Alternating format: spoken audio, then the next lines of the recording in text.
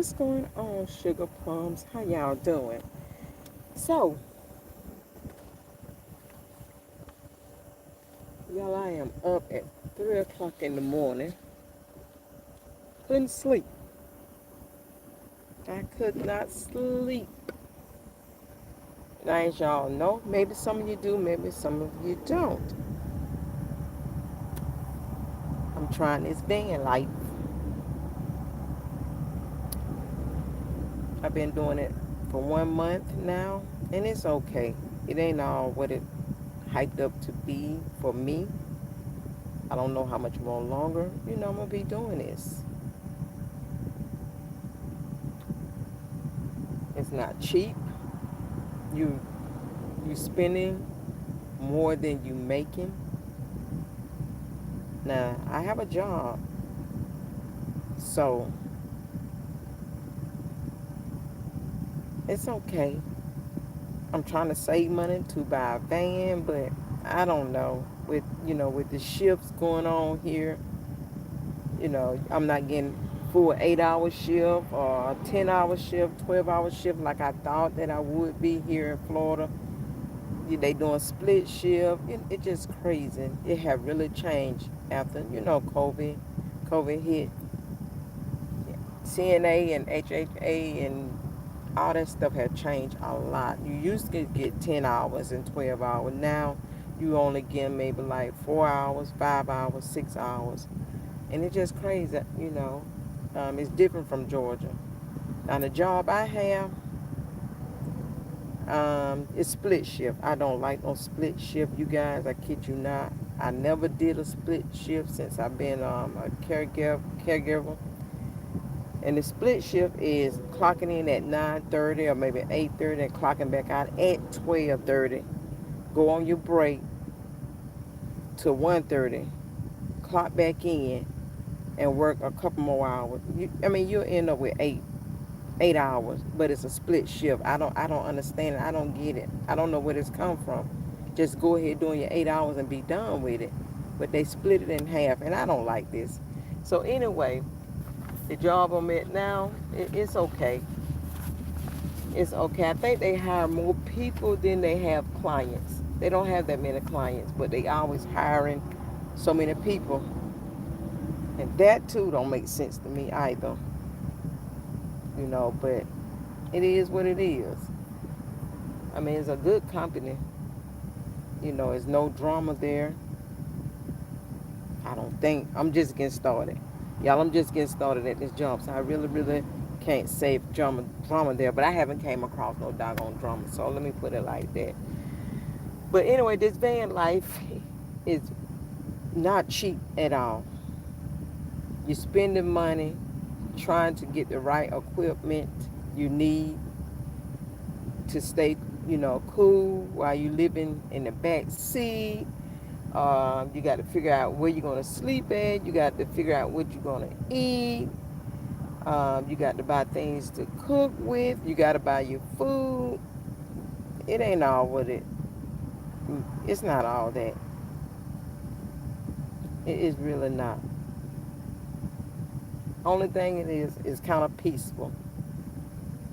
And you don't have rent, you don't have light, you don't have, it's a lot of things you don't have living in a van/car. You get what I'm saying? It's a lot you don't have to worry about. But you really have to be very careful out here. Y'all, I'm watching this guy. 3 o'clock in the morning, this dude walking his dog. But anyway, it ain't my business. But you have to be very safe, very careful, And then sleeping in a car, y'all, you have to have your windows up. And then when your windows is up, you freaking hot, you sweating, because you don't have no air running, unless you're going to run your car all night long. And that's going to burn gas. Now you got to go out and buy more gas, because you got to maneuver around. You get what I'm saying? So if y'all decide to do it, think about it. Have a plan.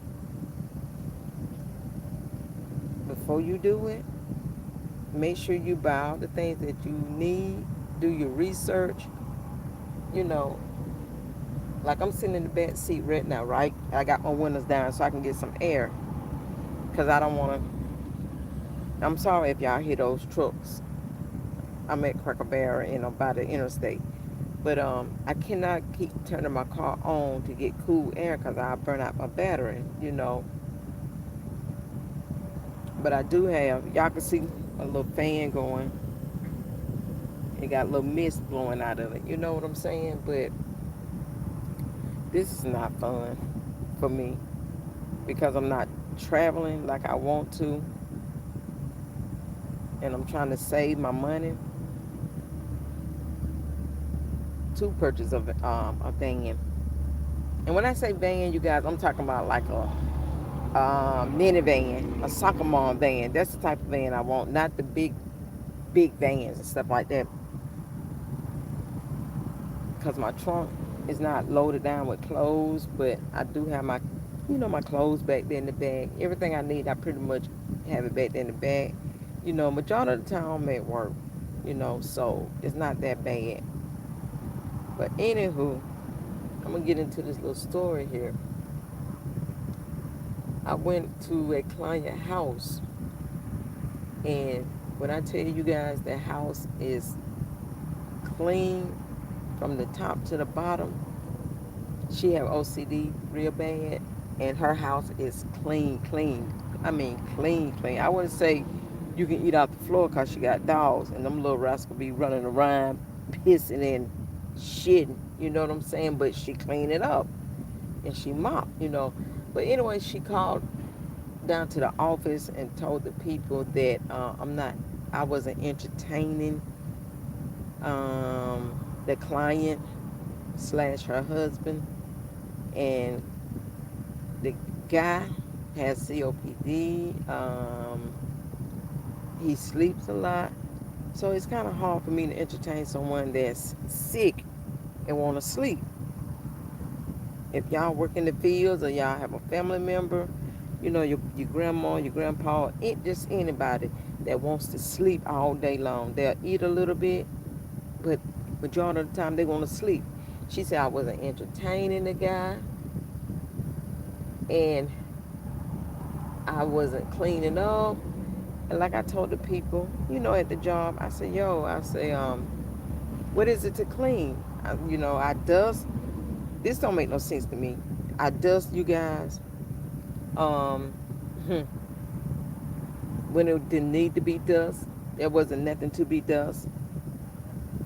Because it's me and a couple more girls worked out. Hold on, y'all. I hear somebody talking, passing by my car.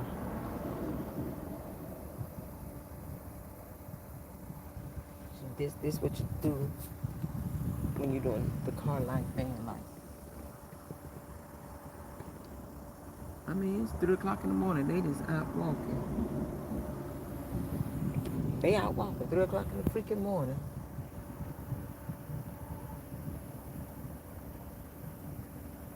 And so, man, I would think people be asleep at 3 o'clock in the morning. But obviously not. But anywho, so she did call, and she was like, she's not cleaning up. And like I told the people at the office, I said, I cleaned up what need to be done. On the care plan, I dust. I even asked her, I said, what do you need for me to do? Because there's nothing need to be done. I swept, I mopped, I did laundry.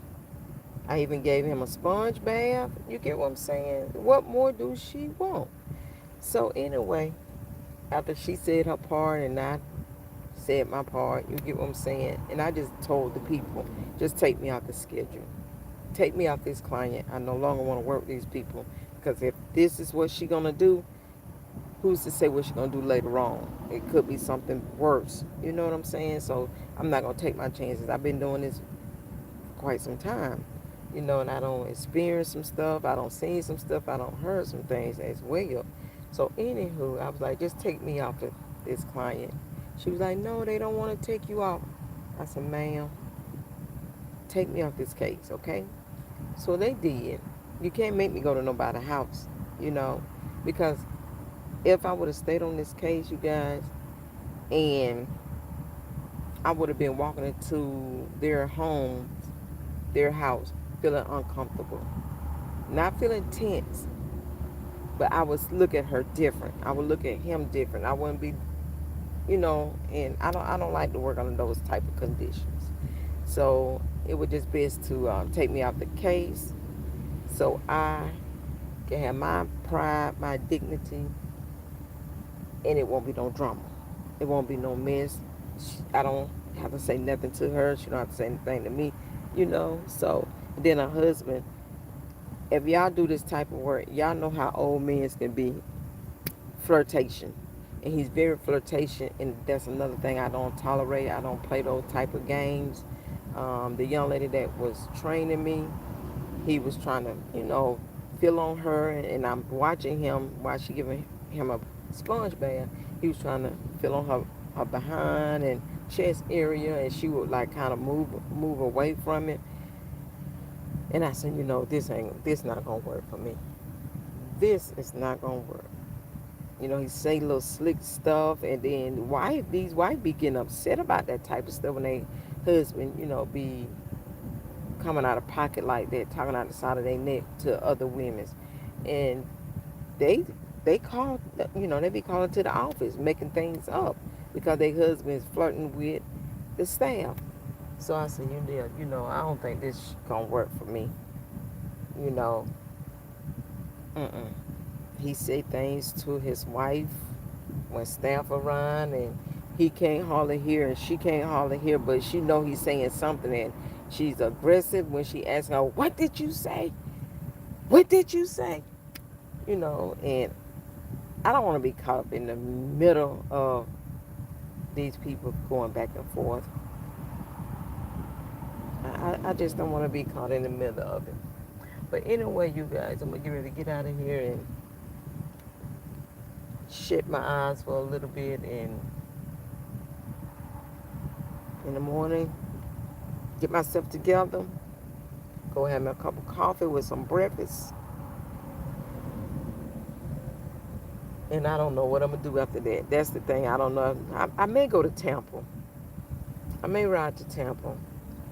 I may ride to Orlando.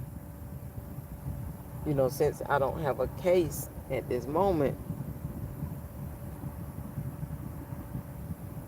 I'll be chilling for Wednesday and Thursday, 2 days, and I got to go to work Friday. Then I may go home after work. When I clock out at 4 o'clock, I may just get on the road, catch 75 going back to Georgia, and just chilling for a couple of days. That's what I may do. Gas up my car and just go home for a little bit. But anyway, you guys, I'm about to close my eyes. I want to do y'all here the traffic. 3 o'clock in the morning, 18-wheelers, which I understand that, but you got cars, motorcycles. I wonder, can y'all hear it? So anyway, I'll talk to y'all later. I'm up, y'all up. We need to take our butt to sleep. Y'all have a good day.